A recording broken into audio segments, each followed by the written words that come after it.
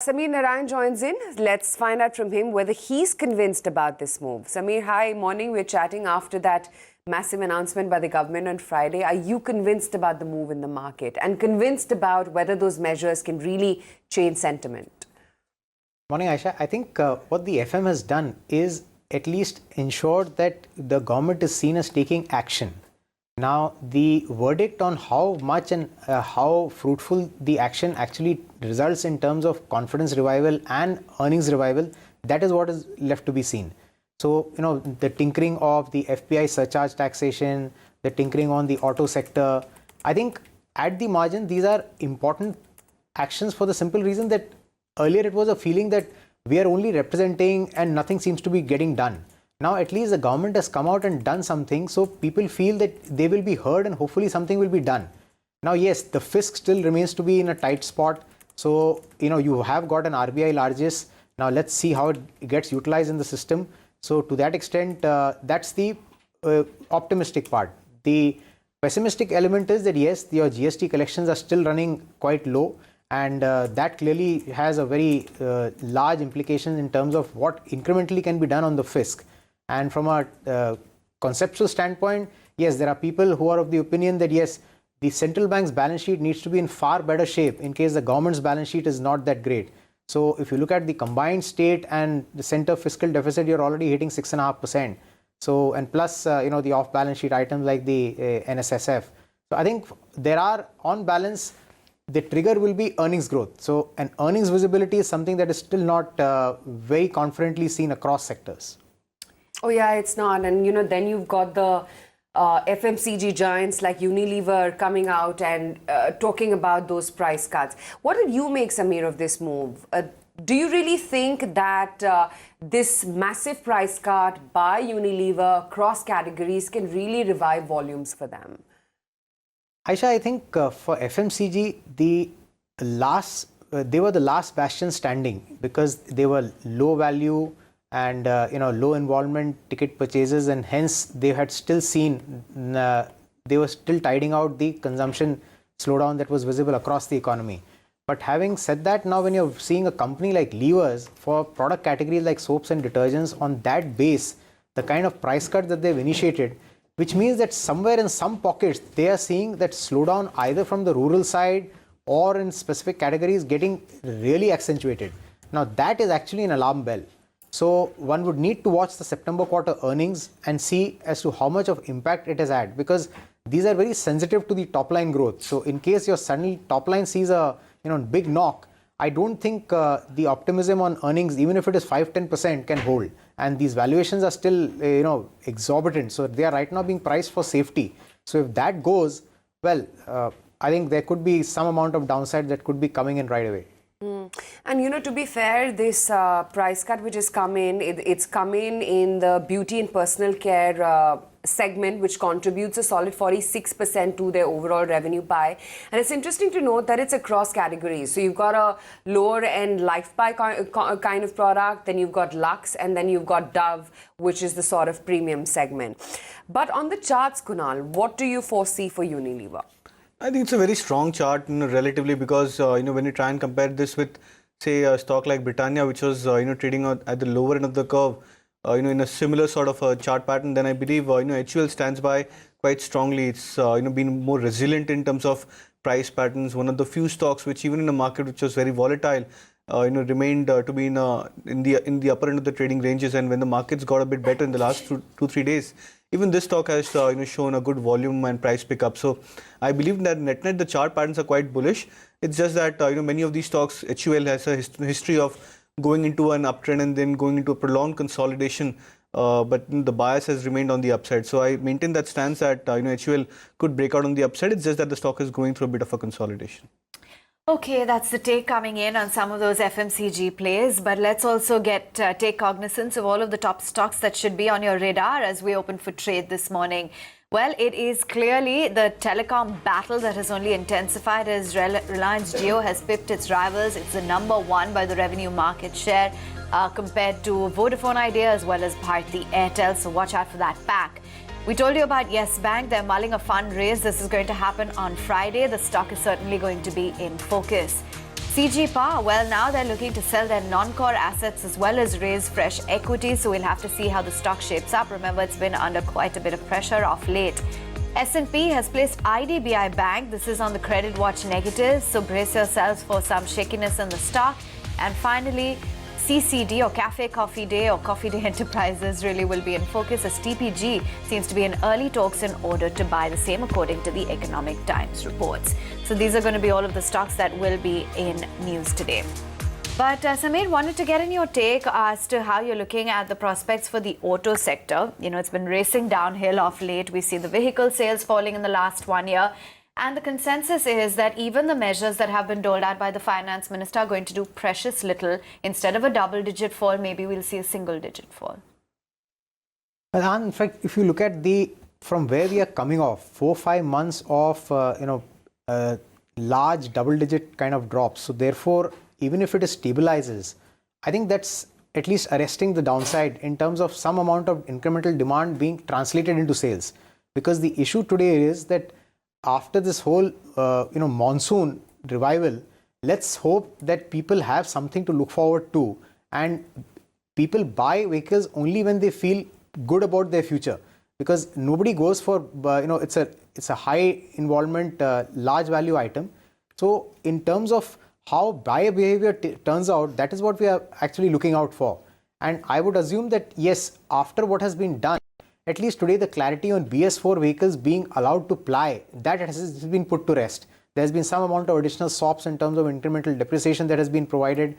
So I think at the margin, there has been a decent effort done to ensure that the decline is arrested. Now, does the revival and how much does it come through and does it happen in the short term? That is what one needs to see the August numbers and then see how the festival build-up happens in the inventory pipeline. Because I think today dealers will be very wary and very measured in terms of building up inventory, because they also are faced with both the twin problems of facing financing issues due to the NBFC crisis, as well as the fact that they also don't have a good handle on the demand. Now, on the NBFC liquidity availability, yes, there have also been some incremental measures done last weekend. So I think at the margin, there is some positive news to run with. Let's see how it plays out in terms of actual translation into sales. Right. I just want to pick up on those two charts, both Maruti as well as Ashok Leyland, and what a solid move is what you've seen in the last couple of trades. The fact that Maruti has risen all the way from those 5,500 levels, a big pull-up really coming in the last two trading sessions, and now we're staring at almost 6,300 odd levels, and Ashok Leyland as well has been a very strong mover. CK, on the charts though, is this just short covering what we're seeing in Maruti and Ashok Leyland? Well, in the case of both these names, I would think more than short covering, it would be some sort of bottom fishing. See, you have to appreciate the fact that both these stocks have fallen quite substantially. I think Ashok Leyland has fallen to about 50% of its value from where it used to trade about a year back, and Maruti has got pummeled by 50% of its high value, or 30% of its high value, from 9,000 to about 5,600. So I think both these stocks had dropped down to levels where people felt or began to feel that the downside could be quite limited, and there was always this talk of some reforms being inevitable for the auto sector from the government side. And I think that is what has prompted people to buy in, more so in Maruti than in Ashok Leyland, because clearly Maruti is the preferred bet, what with all its credentials, which are too numerous for anybody to list here. But then the fact is that they've all rallied up, and therefore in the larger context, this has to be seen as a rally.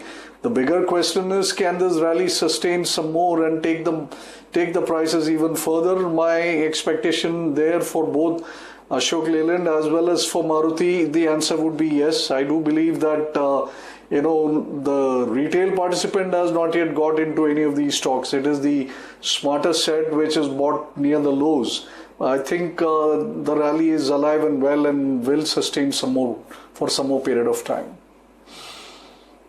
Okay, within the financials, Sameer, and given now the kind of announcements that there have been, kind of move that we've seen across the board with regards to the financial stocks. When I say across the board, I literally mean that, whether it's mid caps, whether it's PSUs, whether it's asset management, everything is moving. What would be your strategy? I think one has to look at where is the valuation already discounting the fact that there will be good asset quality.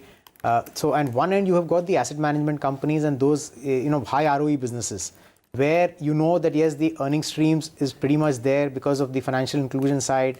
The second leg is your private banks where as of now at the margin there is some incremental asset pressure that is visible. But yes, so hence valuations have also corrected. But at least the loan growth is still holding up. And the third bucket is your PSU banks and everything else where you believe the valuations have been completely at the bottom, but at the bottom of the range, but there is still no visibility as regards will there be a loan growth pickup, will there be a decent ROA that they'll be able to earn, and is the asset quality behind us? And the fourth bucket is actually the NBFCs where people still believe that we are still not behind in terms of the entire cleanup. Now, amongst these four, as has been the recent price performance, the investor perception and preferences both for the high ROE businesses like the asset management, the insurance. Now, at some level, in case the inclusion story and argument keeps going forth, you will feel that you will find that these valuations will be supported. The play will actually be in the NBFC that actually turn and these PSU banks which can register decent loan growth with a managed asset quality so as to give you a good return over the next 2-3 years. So I think that's where people will be able to find values emerge. Yeah, I want to pick up on Britannia and look at the kind of move that you've seen on the stock price. The fact that it's jumped the maximum it has in about 3 years, it's risen quite smartly. And this move, by the way, has come in just the last week or so, wherein you saw that bottom fishing take place at the 52-week lows. And now you've seen quite a bit of price move coming in on Britannia. Kunal, on the charts, does it seem like this is a convincing move? Are those 52-week lows a good buy? And can one buy Britannia at these levels? So yes, Aisha, I think it looks like that the stock has formed a very credible kind of a bottom. Now the reason is because of yesterday's volume pattern, and the volumes are almost at a 5-month, 6-month high for Britannia. But it was not a single tick volume for the stock price. It was spread across the day.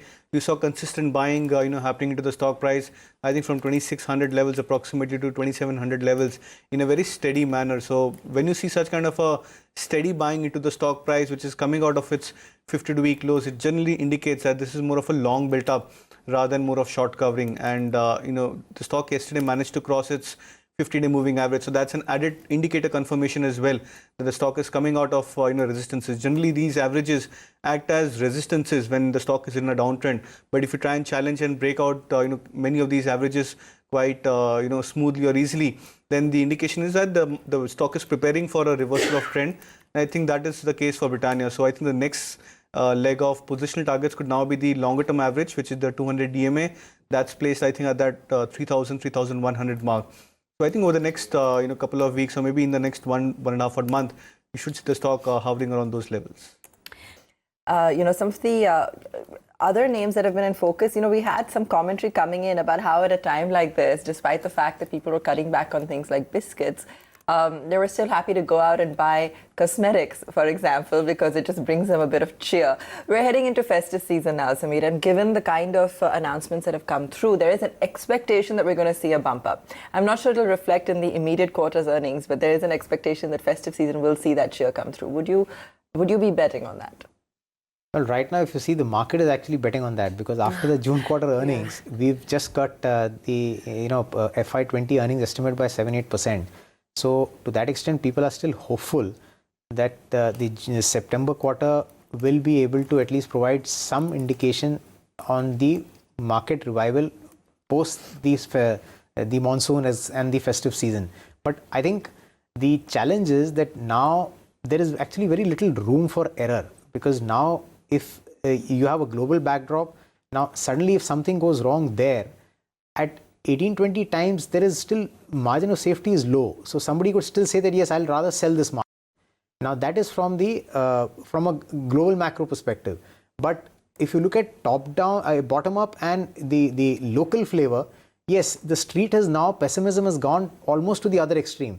that we feel that this is going to be lasting for at least another 6-8 months, and it's going to take time till the time the additional liquidity starts providing some benefit in terms of the pickup in the economy. I think those are things that people would like to see data support the hope right now. So I think that's where we are placed. So the reality is that yes, in the short term, there has been some backstop that has been put by the government action. They've actually promised some more, that you probably have another press conference this week, or a couple of them. So they are trying to address whatever issues are being brought forward. But at the end of the day, if you ask me, animal spirits are unleashed by a large impact. Like, for example, if I go back to 2003-04, you had the Maruti IPO. I mean, that was one IPO in which everybody made money. You were given a great company at a great price, and from there onwards, the animal spirits really got unleashed. So maybe I think now what we need is a big bang out of the box thing, maybe like a insurance, LIC IPO. Let's have a global fanfare. I mean, it'll be like, the India show. So I think that could really set the, cat amongst the pigeon, and then people will really sort of, sit back and look up and say, hey, India has really arrived. Yeah, and speaking of some of these trends that we're seeing with consumer spending, we understand that cookies, the slowdown there has not continued. People are still buying that, but it's in biscuits in the lower category that, you have seen it. But let's get a move on. And Sameer, wanted your view on some of these, insurance plays. In comparison to what the market has done, you have seen some of these names that have managed to see quite a steady performance despite the volatility. What's the view and what are your picks there? And I think from there, all insurance companies are essentially riding the millennial preference for buying such products. And I think that financial inclusion leg is probably still not played out completely. So from here onwards, depending upon what kind of mix one has, and whether it is more protection, whether it is more endowment, whether it is more ULIPs, I think depending on that, one can make a pick. But by and large, there is a significant tailwind available for the entire sector. So I would say that one should look at all companies, and then depending upon what one is comfortable with, one should take a bet and then invest for the next 3-5 years, because I think that story will play out over the next 3-5 years. It's not something that one has to look at from, say, a quarter or 2 quarters point of view. Right. Okay. I just want to mark RBL as well, and that 5% slide that came into the stock price yesterday. Of course, there were clarifications which the company handed out yesterday, timing VG Siddhartha, as well as the selling that took place in RBL Bank, which the SEBI believes is a case of insider trading, saying that the timing does not quite match up, and it was way before VG Siddhartha's body was actually found. The speculation, of course, was that RBL has a fair amount of exposure to CCD, so why around VG Siddhartha going missing was the selling taking place. Anyway, the SEBI probe is very much on RBL Bank. And yesterday you saw RBL Bank take a hit of that almost 5% or so. Of course, they've toned down the loan growth target also to about 20 to 25% from the earlier 30 to 35%, mainly because of the conscious rundown in its wholesale book as well, which they believe is going to grow at 10% versus the current 28%. That is what one of the brokerages on the street also seems to be indicating. Sameer, RBL Bank and avoid? Well, Aisha, I think in RBL, we are seeing the same problem that we probably saw to a large extent in, say, a Yes Bank or a CG Power. It is basically the perception of fear, because until I know what exactly are the exposures and how are they being addressed, till that time, it is just fear that is playing. Now, valuations are not cheap. For example, okay, one might say it used to quote 3.5 times book, now it is 2 times book. But even at 2 times book, in case the growth leg is coming off so markedly, is that 2 times book justified? So I think there one could see still some amount of pent up sales that could still happen by people who are right now scared. So either there is disclosure, or either there is some amount of clarity that comes in, so then I can take a better informed decision. Otherwise, till that time, I think it will probably face the fear psychosis more than anything else. Kunal, what about Tata Motors? I don't even want to ask Sameer because we know the fundamental picture, but given the move on the stock, what did you make of it yesterday? I think it's more of short covering. We discussed this phenomena yesterday as well, that how many of the stocks which are beaten down. So the market goes into a bit of a pattern, and we are into an expiry week.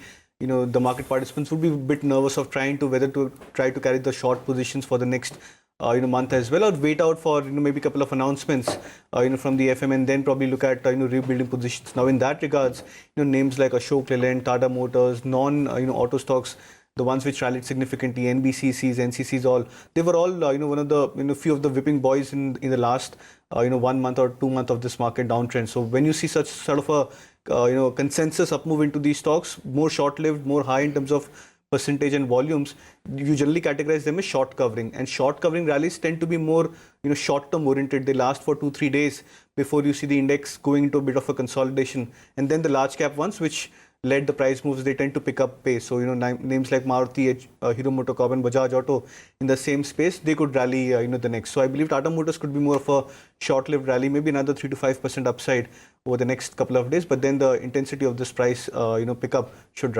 die down. And on the two whipping boys that Kunal just mentioned, Sameer, NBCC as well as NCC, finally some rebound coming in. It's unfortunate that, they had that AP issue, NCC that is. Would you buy them on this decline? Or if you're holding, what would you do? Aisha, I think in these companies, you would find that now with the election cycle behind us, there would be some amount of government spending that comes back, hence some visibility on order inflows. I think that's what people should look for, because today the whole government spending has been pretty much crunched in the entire April, May, June quarter. Hopefully it should start coming back, and once we see that, I think that is where these stocks, one should be able to take a better informed decision as to what one should do with them. Because today, right now, it's hope that, okay, the price has corrected quite a bit. There has been a lot of money that is put back into the system. Government has said that now the MSMEs will be refunded the GSTs within a period of 60 days. So those are very strong positive signals. So I think that improves the liquidity quite a bit, and that puts the money back into the system. The wheels start turning. I think those are things at the margin that people want to see now. Companies come and say that, yes, we are actually seeing orders coming in, we are actually seeing tenders coming out. So I think those are things that one should wait for before one takes a plunge. Till that time, yes, from a short-term price perspective, yes, after such a drastic fall, it is likely to see some amount of hope rally.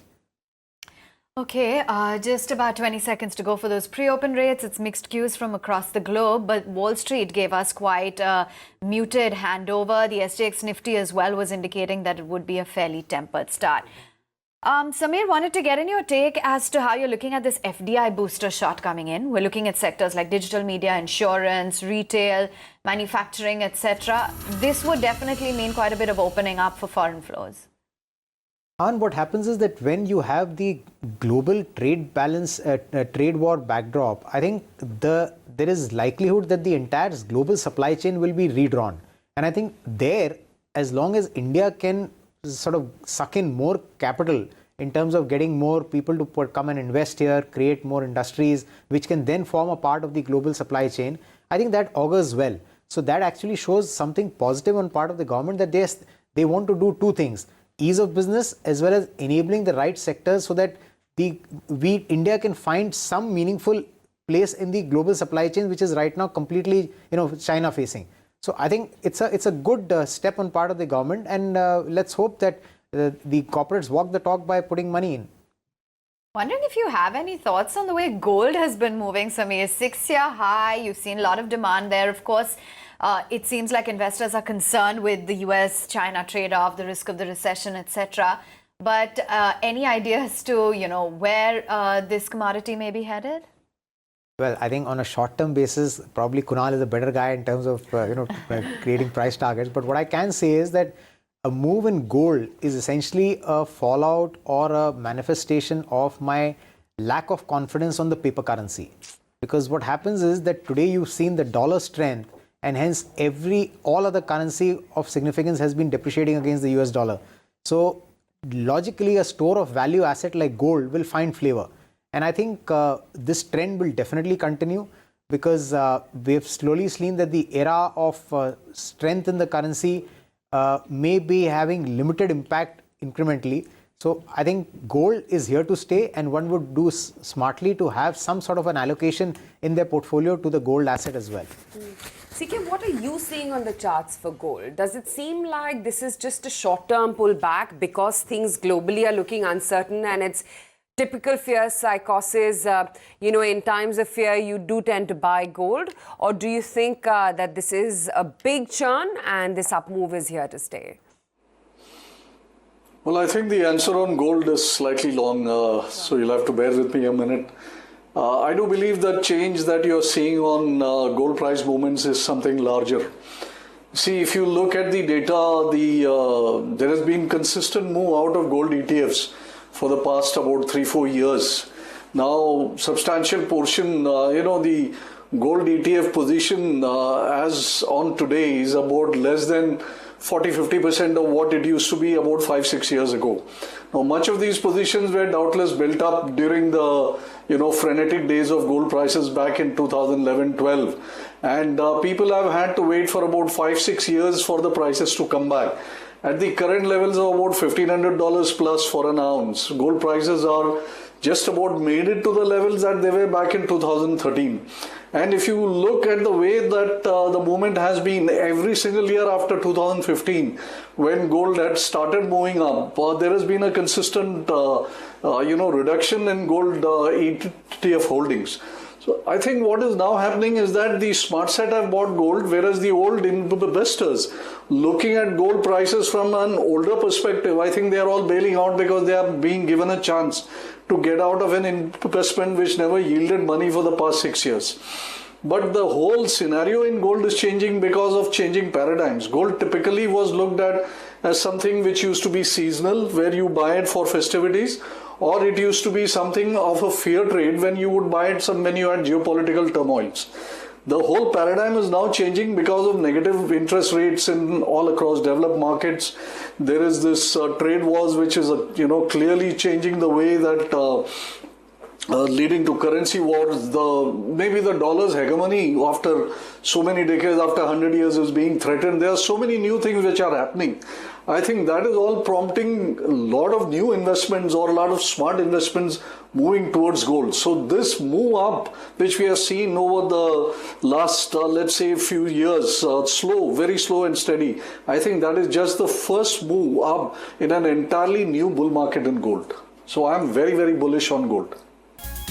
All right, so news from around the world there for you this morning. We're counting down to open, just a few moments to go, and we've been really discussing, of course, how market breadth has been intact. We've been on a 3-day rally, how, in fact, whether or not we'll be able to sustain this. Those are some of the topics, and now perhaps an FDI booster shot also coming in. Net really, where are we headed from here? Global cues continue to have a little bit of an overhang as well. Sameer, just to touch upon that, because on Monday, we did see markets struggling to move, given that overhang, even if India is relatively insulated. Abba, the way it works is that today there is a lot of tweeting, etc. And these are things that, these are important information inputs which markets have to then recalibrate and realign. Now, what happens is that this is a new normal. So maybe even markets are trying to adjust to the fact that, yes, this is the way things are going to be. One day you will have the talks getting resumed. One day you will have the talks breaking down. So between this seesaw, what is the reality and sustainable thing is the earnings. Now, earnings are not visible either in corporate America or in India. Now, that is where the reality is. So therefore, you keep playing between these bouts of sudden exuberance and the overvaluation and undervaluation on the short term. So having said that, I think one needs to look at only those sectors where there is fair amount of margin of safety and better visibility on the earnings front, because that is what will help you, because all the others is frankly noise, of which we can do less of, but as of now there seems to be quite a lot of noise that is right now petering it out. Yeah. Okay, couple of